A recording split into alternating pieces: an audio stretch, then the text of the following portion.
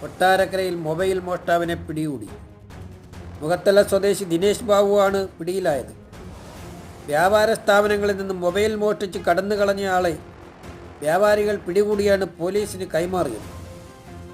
ചന്തമുക്കിൽ പ്രവർത്തിക്കുന്ന ബേക്കറിയിൽ നിന്നും മൊബൈൽ ഫോൺ മോഷ്ടിക്കുന്ന CCTV ദൃശ്യങ്ങൾ പോലീസിന് ലഭിച്ചിരുന്നു.